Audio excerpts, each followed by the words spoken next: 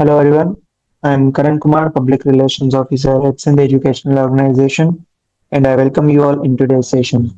As you know, SEO used to have sessions on different topics, whether these are educational opportunities, career counseling, personal development, current affairs, and much more. Today we have Ms. Tehreem Saeed Arain. She is a gold medalist in political science and senior officer at Center for Critical Peace Studies at University of Management and Technology, Lahore, and she will be discussing today on role of women in policy making in Pakistan. So without wasting further more time, let's dive into today's session. So it's over to you, ma'am. Assalamu alaikum everyone. I'm Tehreem Said, and as Mr. Karan has already introduced me, so I won't delve into the further introduction without wasting a single second. I would like to talk about a very crucial topic we are discussing today is the role of women in policy making in Pakistan. Why did I choose this topic to speak about? Because especially in the recent years, you people have, you may have observed the wave of feminism. Everyone is talking about women's rights, women's dues which are not paid in the society, and whatever the atrocities and brutalities which are faced by women in our society. Everyone talks about. I'm not saying that all these things are not happening, but the thing which I wanted to highlight is that everyone is talking about that negative aspect, right? Whatever people are, sorry, the women are facing. No one talks about the duties of women, right? This is the most positive aspect of feminism, that it also talks about that yes, XYZ thinks these rights or dues should be given to the women, but no one talks about the fact that what a woman can contribute to the society. That's why I chose this topic because, unfortunately, in a society like Pakistan, yes, we have minor, but let's say yes, women representation in our government and policy making, but still, it's not that much considerable or laudable so that we can say that topic. I hope so that now I made sense, delve into this topic to highlight the atrocities faced by women or whatever the things. Yes, they exist, but today I would talk about the positive aspects which a woman can contribute to the society, and also why still in Pakistan women cannot do that, right? Mhm. Okay. Um, why should a woman participate in policy making? Let it be policy making, let it be any major decision, let it be regarding your family, let it be regarding a society, or let it be regarding a state. Why a woman should be taken on board, this is still debatable. For me, after researching the literature about women and the role they can play in the society, I found this statement very meticulous, that any decision that is gender based, gender balanced, sorry, and it includes both genders, right? Is far more promising than the decision that is not taken by including the other gender, or that is not made before taking, let it be man or woman, into the confidence that yes, we are going to make XYZ decision. What's your take? So that's why a gender balanced decision making in 2023, where nearly 48.54% of our population is women, right? Is women. So how on earth is that possible that if a state which constitutes 50% almost, if I round off that figure, so I can safely say that 50% of population is women. So how can you make the population about the masses? How can you ignore women? Right?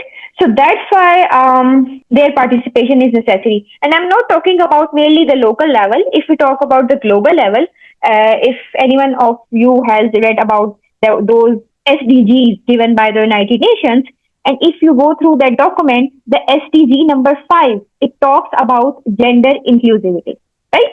So if we talk about women role in policy making or in any major, you can say, in any major decision regarding to state or society, I am not merely talking about local level.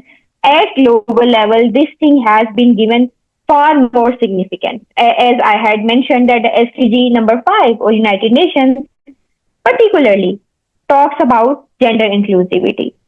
So, before dwelling into the current details, I would like to narrate to the history of Pakistan to see that if the scarcity women are facing today is is it perennial? Was it the same since the inception of Pakistan, or is it today, or was it worse, or was it better today, or what's the hope for future? So, as you know, that in the pre-independence era, before 1947, before the inception of Pakistan, all that struggles for the separate homeland and all that fight against the British colonialism, that colonies made by the Britain rulers, and then against the Indian people, which are today Indian, but at that moment they belong to subcontinent, as we did. It's not mere about the men who played their role. If you dwell into the history, you will find several women who fought for Pakistan. For instance, I would like to mention Miss Fatma Jinnah, who supported her brother towards the best. If she wouldn't be there, I'm not claiming that Pakistan was not here, but yes, if you study in detail, the motivation, the support, the brace, the fulcrum she gave to her brother at every step during that struggle of Pakistan, it was impeccable, right? I'm not talking that it was mere about her, but consider that you are fighting a major struggle. You are fighting for a separate homeland, right? And there is no moral support for you. If you study the history of that movement, there were certain moments when Qaid Azam himself felt demotivated. And who was there to motivate him that no, you can do that and you should do that? It was Miss Fatma Jinnah, and she was a woman, right? So from history, you can see that how women have been playing a very positive and constructive role in policy making and major decision making in Pakistan. And then from 1980s and onwards, in Zia's regime, they also provided separate seats for the women in the legislative assemblies. Also, if we talk about the 1956 constitution, it also granted equal rights of women, societal and cultural rights. But you know what's the problem between the written and the practical implementation in Pakistan? If you read the constitution, it grants us, excellent rights. It's so fascinating to read about the rights and views written about the women there. But if you look for a single time on the implementation and practical implementation of that constitution, situation is right in front of your eyes. All these societal and cultural barriers, they play a significant role in halting us from achieving our best or whatever we deserve. I'll discuss this thing in the detail, right? Also, if we talk about the 21st century development, General Pervez Musharraf allocated seats to the women, right? And the percentage of those seats was 17%. Now, here is the irony which haunts me, that if nearly half of the proportion of your society comprises of women, and still you are giving them merely 17%. The problem is right there. It's not mere about the number game. It does affect the whole process of decision making, implementation, and I'll talk these things in details. So, what are the challenges in Pakistan which halts us, the women, to reach our best potential? These are cultural barriers, economical barriers, also security concerns. As far as cultural barriers are concerned, you can see that if me being sitting in Lahore in Punjab, I have that liberty. I have that space to say whatever I want to do whatever I want to. But if you switch towards the other areas of Pakistan, let it be KPK, let it be Balochistan, let it be interior Sindh even, or let it be interior Punjab, the circumstances would be quite different, right? If I am an MPhil scholar right now, if I am operating in an international think tank, it means that yes, my societal and cultural circumstances played a significant role. Let it be Sindh, or let it interior Sindh, or let it be interior Punjab, even let it be the farther areas of KPK. If I would be living there, I don't think so that I would be achieving these things. Yes, exceptions are there. Let it be Malala Yousafzai or other exceptional cases, but these are exceptional cases. These are not normalized cases there. So yes, you can say that cultural barriers play a very significant role in letting a woman to reach towards her best, or simply halt her from whatever she wants to achieve. Also, the economical disparities. It's so unfortunate to mention that still in Pakistan, women are not being paid the way they deserve. Let it be wages, let it be salaries, let it be their other dues. Male always they dominate every sector, and it's not mere about a statement, or I'm not using mere jargons. Stats prove that. And if you study the Europe, they have fixed a certain amount of wage, a certain percentage that should be paid to women. But in Pakistan, we are far away from those implementation. And also, it's not made about the society, and I think so. The fault is at the end of the women too. Um, there is lack of mentorship in the case of women. There is no one to tell them what do they deserve, what should they do, what can help them to achieve their goals, what can help them to serve the society in the best possible way. So yes, and I think so. On the side of the women, the need should be felt right now that they should realize that what they can do. In Pakistan, the women are still unaware of their quiet potential. And what let a woman discover her actual potential when she is led by someone who has potential? But unfortunately, in Pakistan, rather than being led, or rather than being pushed towards her best, women are always being snubbed. So how on earth could you imagine that a woman or an individual who is being snubbed again and again, let it by her family, her circumstances, the cultural barriers, or other societal norms, whatever, let it be XYZ, how can you expect that if she is being snubbed by multiple, factors, to excel in the society, right? And if I if I compare the circumstances of Pakistan with European states, I don't think so that this comparison is quite fair. But I think so if we are craving to follow European states, if we are following their standards in every domain of life, then why not in women representation, right? In the Nordic countries, for instance, it's Finland, Sweden, and Iceland. The women there, they hold more than 40% of parliamentary seats. I mentioned in Pakistan the ratio is still around about 17 and 20, but in the states, Finland, Sweden, Iceland, why these states are so much developed? Because the women there, they have nearly 40% is almost half of 100%. They have more representation than we do here. Um, Also, they have gender quotas. For instance, if you had studied the France parities law, which clearly states that how women's roles are allocated in every sector of their society. But still, if we compare in Pakistan, they still brag about the women quota they have given in the parliament, and they don't talk about giving actual representation to the women from lower rank to the higher rank.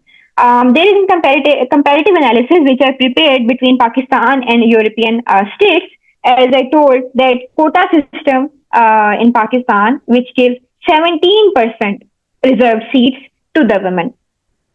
But in European states, as I had mentioned,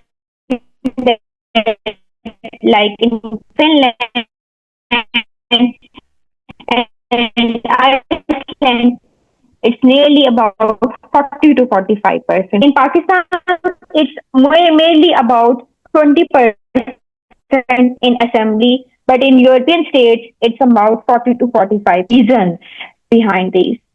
As I had talked earlier, that the barriers which the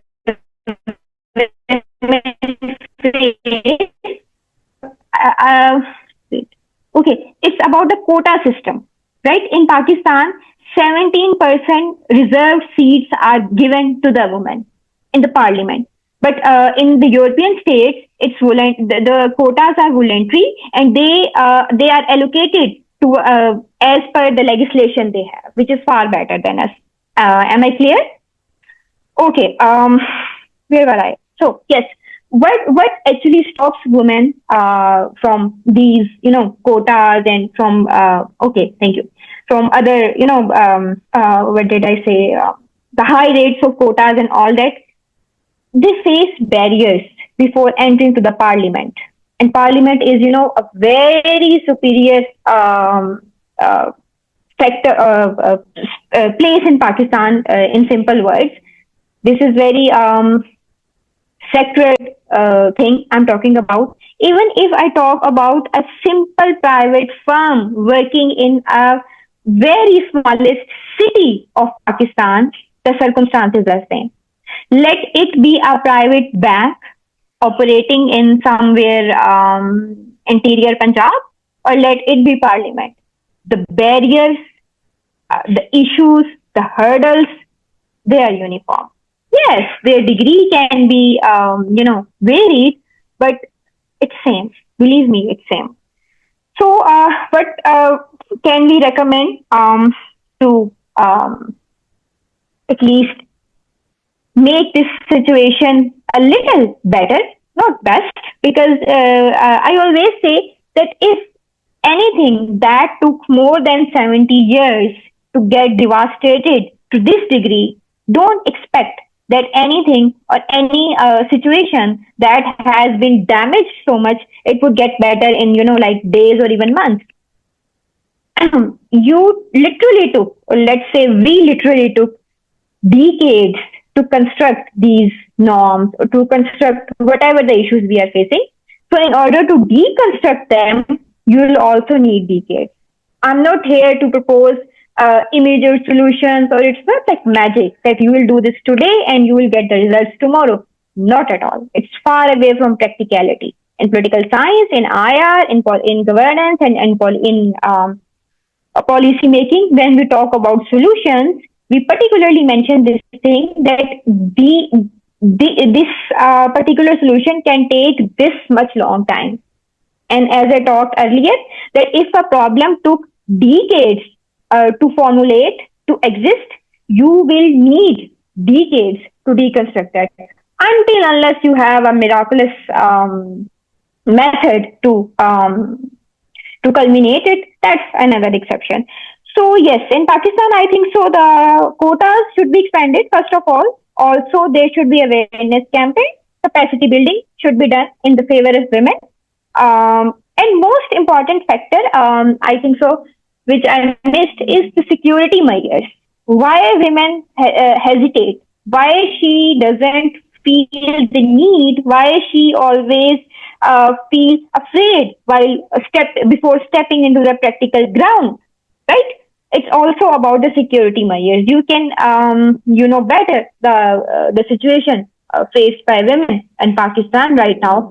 Um, and I don't think so that it's the fault of women right here, right?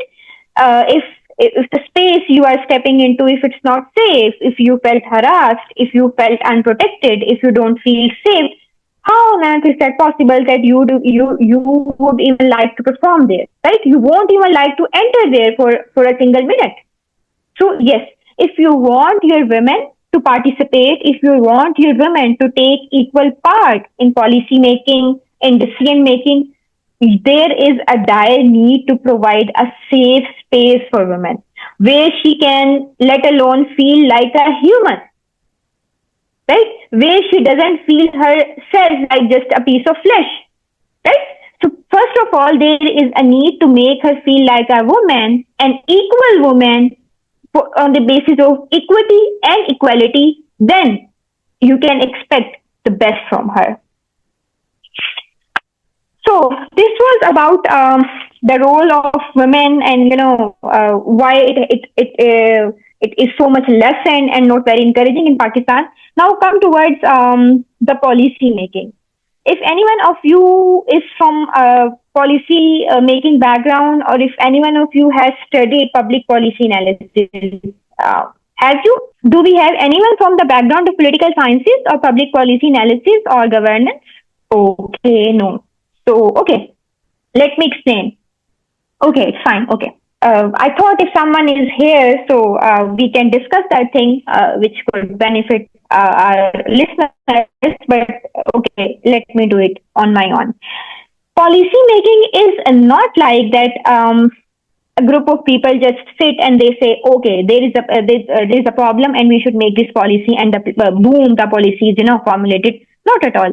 It's a very rigorous, very articulated, well connected series of events, right? A series of events which ultimately ends into a certain policy which you read or which you see. First of all, problem is identified. For instance, if we talk about the harassment issue, right? The drastic increase in the rape cases in Pakistan, right? If we talk about the insecurities or the inequalities women face at the workplace, right? This is a problem which exists in our society, and there is a need about a certain policy which draws boundaries, and which tells the people that if you cross these certain boundaries, you will be finished, right? This is a problem which is identified. Now, at the very first step, if you exclude women from the process of policy making, how can you expect a policy to be effective and efficient if you are missing? And let me say in a frank manner that if you are excluding the target, if you are excluding the actual victim, if you are excluding the actual sufferer from that process, how could you expect that a policy which you are going to make would be successful? It's same like that if you are making an education policy, or if you are making a policy regarding higher education in Pakistan, or elementary education, or scholarships, like it, whatever it is, and you are excluding students from that, then whom are you actually talking about? Whom are you willing to work for? If you are excluding, if you are not ready to take on board the people for whom you are making that policy, how can you expect that you will get fruitful results from all your efforts? They would go in vain, like our ex policies have been. So, at the step of problem identification of policy making, which is a very nascent and very first step of policy making, women should be taken aboard. Then agenda is set it that okay, this XYZ problem exists.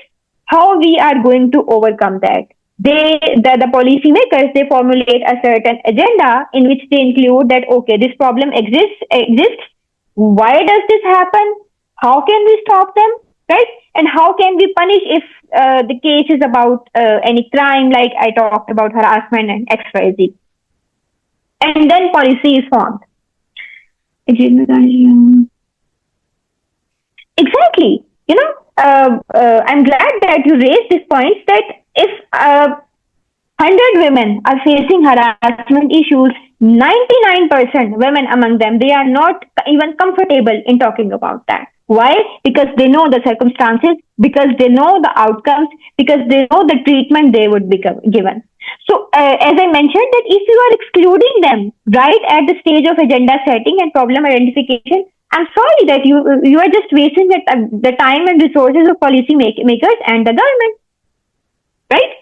So yes, then the second step is policy formulation, and it's not like it happens in a day or in a night. Proper research and analysis is done, right? The policymakers, the team they have, they do the research about a certain topic or the problem they are facing, and then a draft is formulated. And the actors which are involved in that stage is the executive branch, in which the federal and provincial ministers are involved. Advisory bodies are there, and also the experts, which are from, let it be academia or research or international organizations for like United Nations or UNDP, XYZ, or USIP even.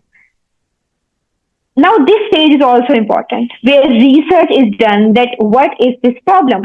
Again, if women are not included in that stage, I'm sorry, it's waste of time, because the person or the certain sector of society who is facing that problem, if you are not taking them in the confidence, if you are not asking them to give them your opinion, how can you expect that you are making a sound policy? It would be a failure, ultimate failure.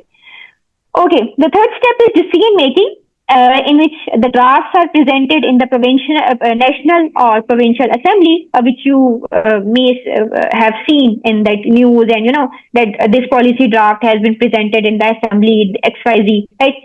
The assembly debates and then amends the proposed legislation, and then it is approved by majority vote. Now, this is very interesting and technical stage of policy formulation or policy making.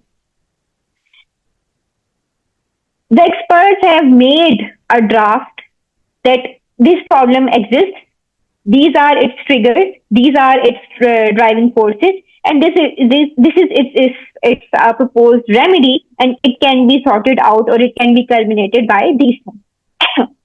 But then, in the process of decision making, the draft is presented in front of our representatives, which are elected by our votes, right?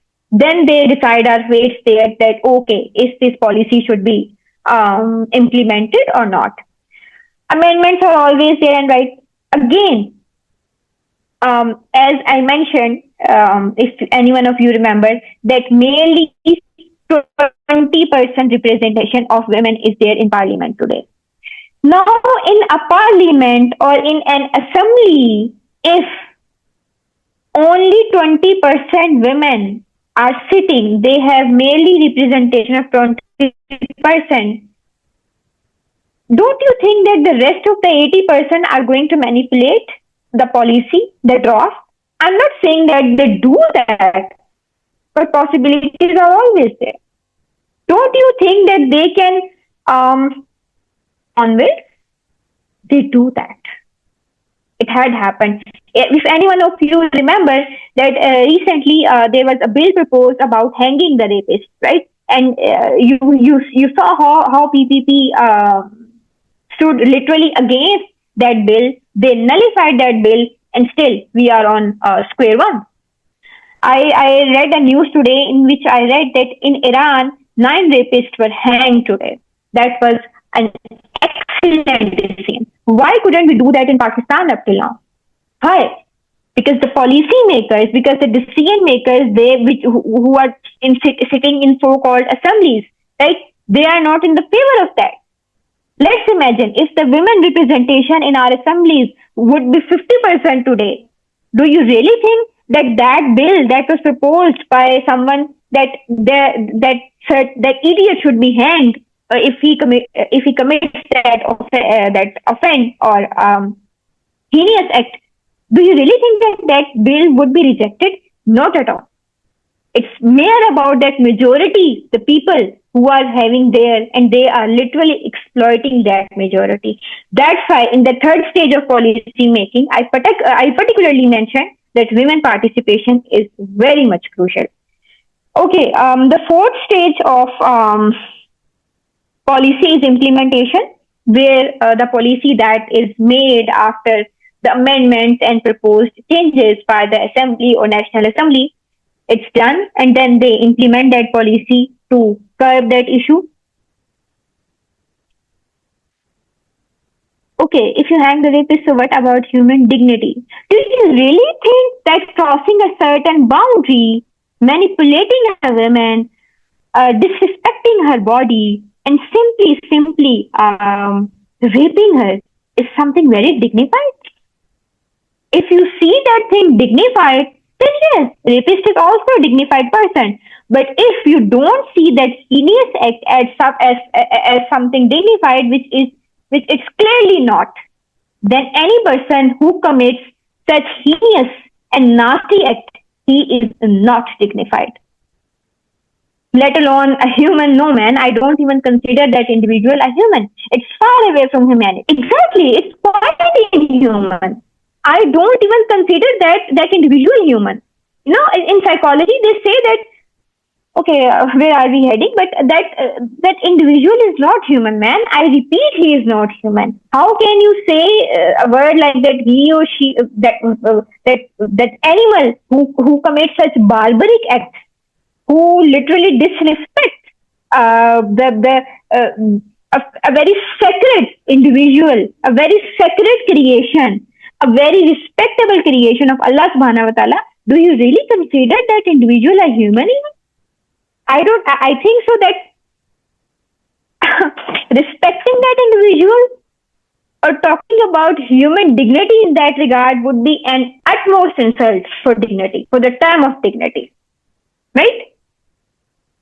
No, man, it's not about sin. It's not about sin. Do you really think that by loving an individual like that, you can you can change his acts? Not at all. It doesn't apply to every case. Stop generalizing this fancy statement. If you keep loving, if you keep adoring, if you keep covering such sinners, you cannot stop that sin from the society. If you implement that thing, exactly, man, that Kolkata incident, it was heinous. And if you implement that thing that hate the sin, not the sinner, what about the murder cases? Don't hang the murderer. Let him roam alone in the society so he can commit more and more and more murders. Why don't you love a murderer? If you cannot compromise your norms, your laws for someone who kills a body, so you don't have the right to compromise or give even a single point of leverage or softness or kindness to any individual who killed a soul. Think about that. So yes, after implementation, a very crucial stage comes, which we call as policy evaluation. In policy evaluation, there is a team of experts which is given the task to see if no one of you is from public policy background. So okay, when a policy is made, if I'm visible enough, okay, this is the target agenda, and here is the outcome of whatever the policy was made. So once a policy is implemented, that committee that was supposed to evaluate the policy by analyzing the outcome of the policy, they see that from here to here, what actually happened, and did the policy achieve its actual goal? And if not, why? If yes, why?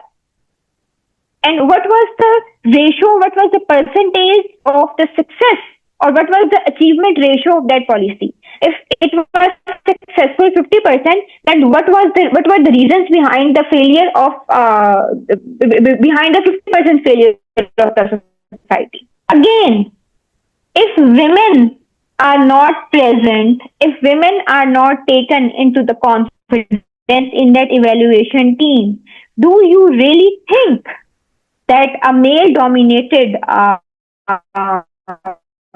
community Excuse me, ma'am.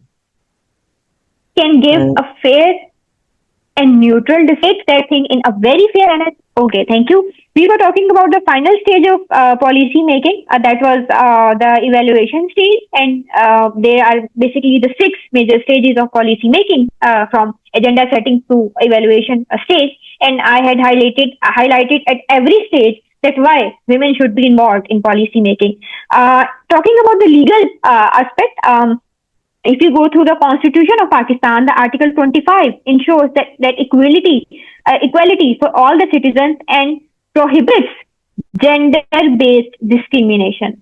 So all the women out there, please go through. And I would recommend to everyone listening to me, and I would love the fact if you people recommend this thing to your near and dear ones, to at least once in your life go through the Constitution of Pakistan.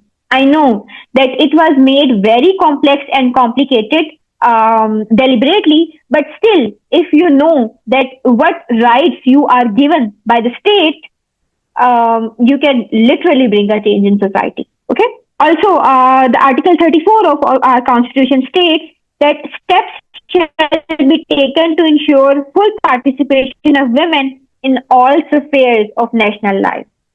So, constitutionally, me and all the other women in our society are given full right to achieve our full potential in the society. And there were many incidents in the history of Pakistan where women, actually, the common women, for instance, in the elections of 2018, the voting turnout was fabulous. And I'm not talking about results, I'm talking about the turnout. And women had a very major and vivid representation in that turnout. And that actually changed the political circumstances in Pakistan. You all may know. So, what exactly? Sorry, before talking about the problems the women are facing before entering into policy making, there are some positive things also happening in Pakistan. For instance, in if you know the Domestic Violence Act that was presented in the provincial assemblies, women was there.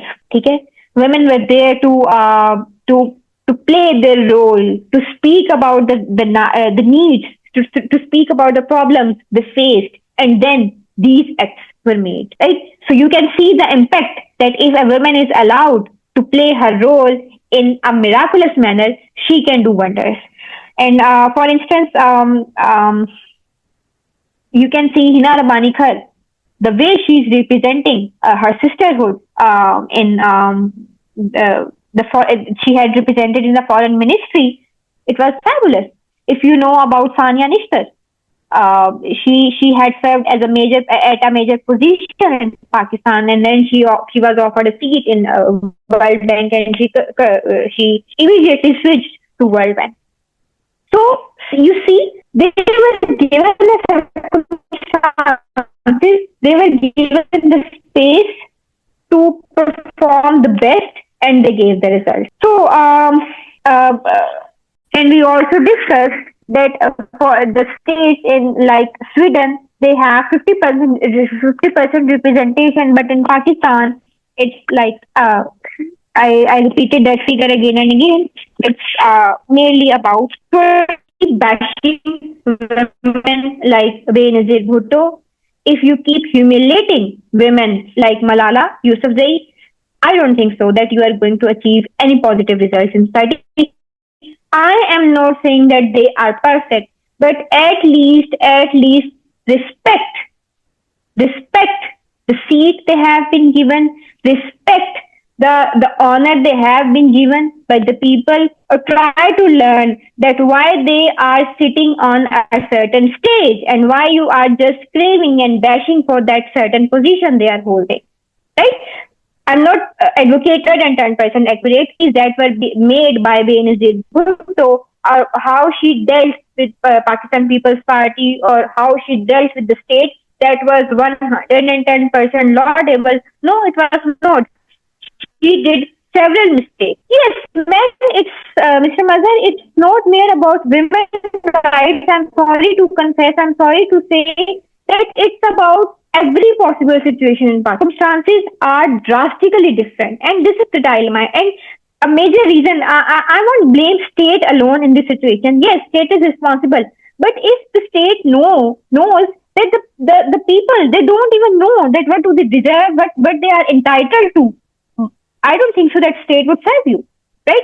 So that's why I recommended that please, for at least once in your life, please go through the Constitution of Pakistan so that you may know that what you are entitled to have, what are your rights.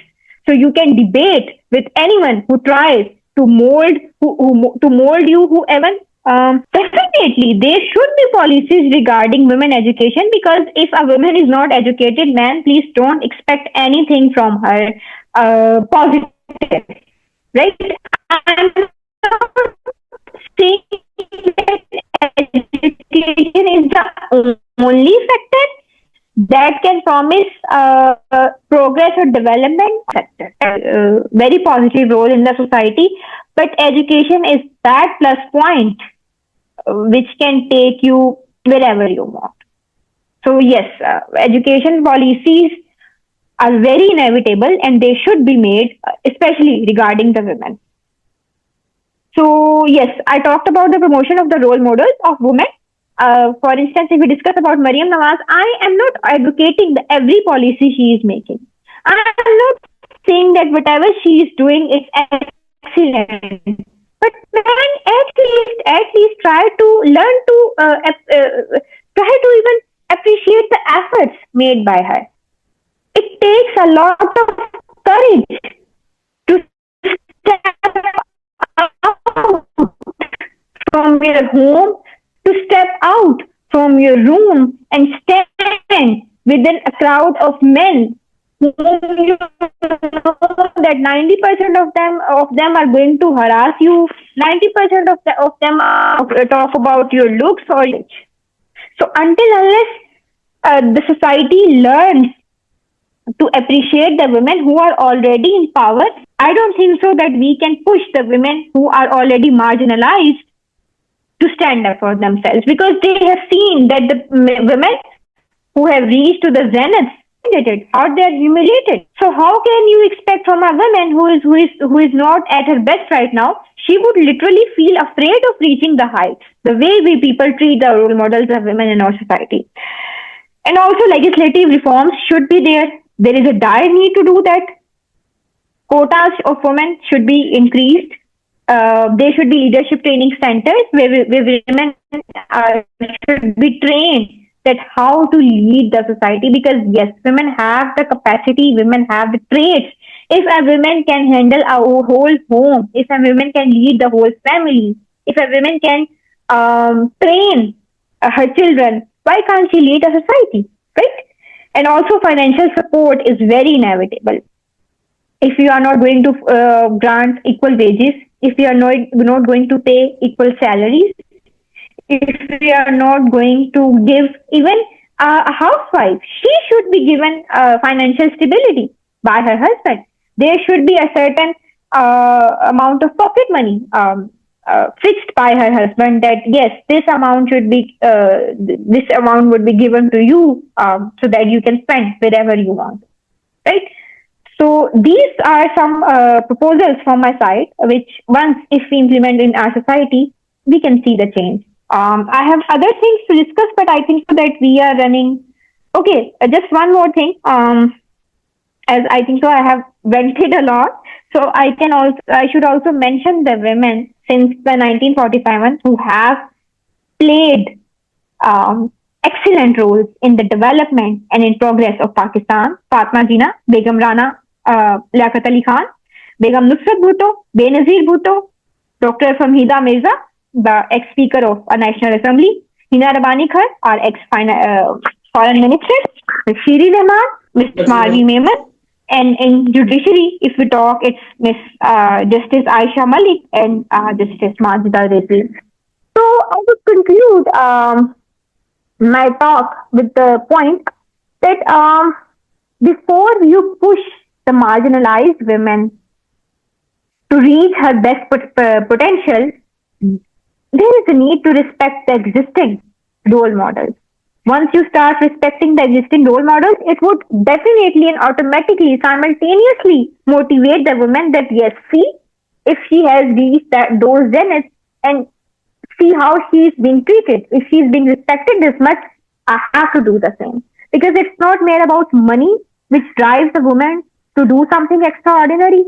It's not mere about other privileges.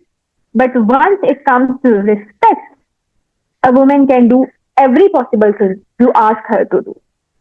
But what? What do we need to do? It's about respect. Please, please, please. I don't remember the name of a person, and I don't even want to mention him, who talked about uh, not hanging a rapist because it's against human dignity. For men, if the hanging is against human dignity, doing a rape of a woman is very against the human dignity. And the one who talked about hating the sin, not the sinner, gentlemen, why don't you apply this thing in the murder cases? Spare the murderer. Let him roam in the society and kill whoever he wants to. If you are not going to follow that certain rule in murder cases, then believe me, rape is far more heinous and barbaric than a murder. Because once you do a murder, you kill a person once and game over. But if you rape a woman, she dies daily. She dies daily. She dies every second, every single moment she breathes. She literally, you traumatizes her by that heinous act.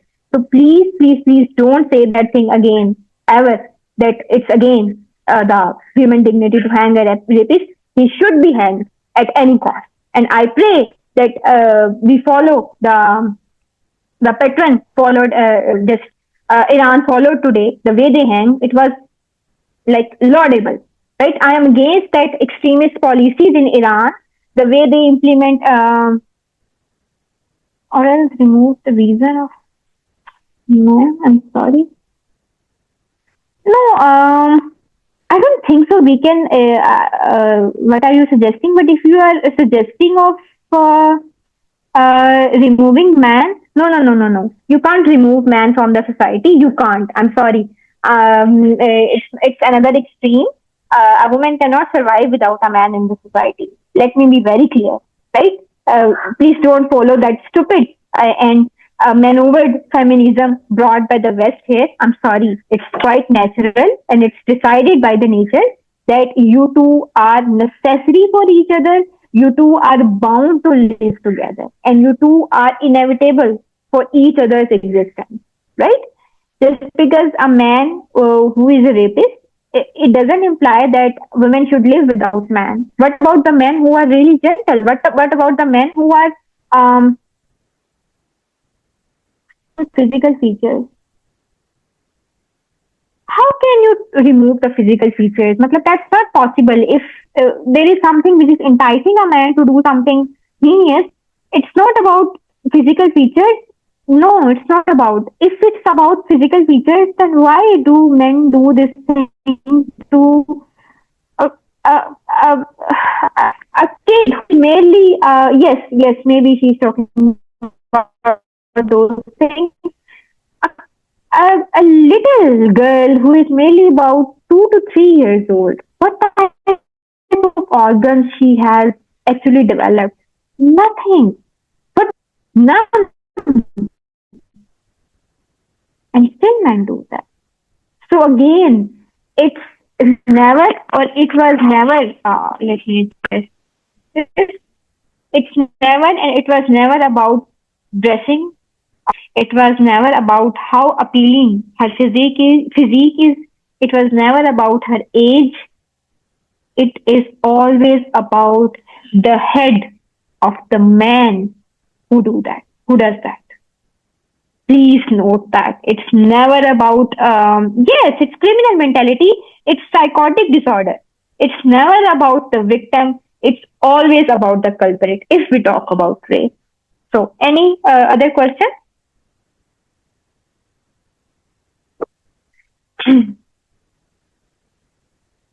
Do we have any questions from the audience? You can type and simply speak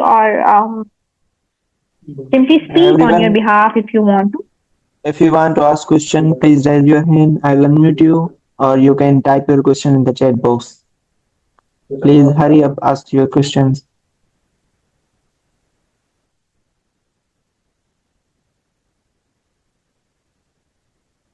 Or if anyone wants to add something or correct me or something, if you want to discuss, because whenever I conduct such lectures, there is a lot to discuss and there is a very confined time. So, am I allowed to write my email ID in that question answer session so that if anyone wants to contact, he or she may contact me? Am I allowed to do that? Yes, yes, ma'am. For sure, you can do that. Okay, I'm writing my official email ID here. So, if you have any suggestion, because I am always open for learning.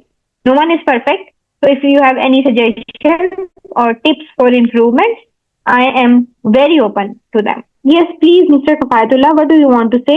अस्सलामुअलैकुम ma'am. जी वालेकुम अस्सलाम, कैसे हैं आप? अल्हम्दुलिल्लाह, अल्लाह का करम है, बिल्कुल खैरियत है। अच्छा, ये कि टेक्सचुअल जो कन्वर्सेशन है ये kind of non verbal communication है, उसका सबसे बड़ा मसला ये होता है कि मिसअंडरस्टैंडिंग काफ़ी इजीली अगले के माइंड में पैदा हो जाती है। So my point while you were discussing about the hanging of rapist, जब ये लॉ पास हुआ था तो मेरे माइंड में भी यही सवाल चल रहा था कि मैंने काफ़ी अपने कुलीग से और अपने जो फेलोज थे उनसे यही सवाल पूछा कि should we have this kind of radical laws implemented in our country? We are an Islamic country. We call ourselves as Islamic Republic of Pakistan. So should we have such extremist or radical laws in Pakistan in order to eradicate such a pressing issue like rape? So majority of them were of the whole कि यार इसकी जो possibility है या feasibility है ये questionable है। और अदर देन दैट बीच में ये भी बात चली थी कि एक kind of chemical castration which is called as castration या फिर बाकी जो मेथड्स हैं इन ऑर्डर टू जो रेपिस्ट है उसको एक हिसाब से पनिश करने के लिए और भी जो मीन्स थे या मेडिकल कास्ट्रेशन का, तो वो भी हमने डिस्कस किया। तो जितने भी मेरे फेलोज थे उनका यही था कि यार ये तो पॉसिबल एक हिसाब से नहीं है। फिर बीच में यही सवाल मेरे माइंड में था कि यार what about the human dignity, क्योंकि एमनेस्टी इंटरनेशनल या ह्यूमन राइट्स वॉच जैसे ऑर्गेनाइजेशंस हैं, they are there to guide you, they are there to dictate you about the human dignity. So there are rehabilitation centres in Europe. So इसलिए मैंने इस चीज को underline किया ताकि इस चीज के ऊपर थोड़ी डिस्कशन हो सके। So I myself I personally don't sympathize with the rapist or such kind of psychologically ill person who are I completely got your point. I completely got your point. Thank you so much for clarification. And yes, I would love to agree with the fact that yes, texting and writing stuff, it always creates misunderstanding. One thing you spoke, that term, that radical punishment in Islamic Republic of Pakistan. Right? You said that. Yes. In Saudi Arabia, they are very strict about the implementation of Sharia. Right? They say that we are the biggest follower of Sharia, and it's also an Islamic country, isn't it? Yes, it is. And still, they are following the rules of they follow the rules of cutting the hands of someone who commits a theft. Yeah. So don't you think that it's radical? Don't you think it's radical in an Islamic society? Man, Islam is very simple, right? And in Urdu it says that jaan ke badle jaan. Simple. Haath ke badle haath. So I don't think so that in Islam it shouldn't be allowed, or in a society that follows Islam, that it should stop from the people from punishing a rapist. And the other thing you talked about, the human dignity and the humanitarian laws that are being chanted by so-called that Amnesty International, or let it be United Nations, United States Institution of Peace, which we call as USIP, or other organizations or NGOs that are working globally. Where is their global dignity in the case of Palestine? Thousands of people are martyred there. Where is their dignity? You know, we as a Pakistani need to learn that these organizations like Amnesty International, ICJ, International Court of Justice, United Nations, and UNDP and all that other, man, they are not made, or they were not formulated to serve countries like us, specifically Pakistan. No, they weren't. They are just exercising to facilitate the states who are ruling the whole world, who are in the power. The G5 group, like America, like Israel, right? Yeah. They were made to just serve them. That's it. So, if you talk about human dignity, they should respect every human who is breathing in this planet. Where is their dignity in the case of Palestine? Where is their dignity in the case of Ukraine? Where is their dignity in the case of Afghanistan? Where is their dignity in the case of Hamas? Where? So don't you don't you ponder to think that their definition of human dignity, they have their own definitions which were made to facilitate. That's it. So my stance still, it is still enacted. It still stands there that if Iran can do that, why not us? I'm not advocating each and every policy being implemented by Iran. The way they literally lash out the women who don't wear a hijab in public, who show their hair publicly, it's against humanitarian law. It's against human dignity. But hanging a heinous person who has committed a heinous act, I think so it is in the favor of human dignity rather than going against it. But you have right to disagree. So do we have any other comment or question? I think there are no more questions left. So I think we need to end our session here. Thank you so much, ma'am. It was really an insightful and informative session. Most welcome. Some of the topic you discussed are really misunderstood. So that was really awesome to be you here, and thank you for your time. Most welcome. Okay, see you inshallah. Take care. Allah Hafiz. Allah Hafiz everyone.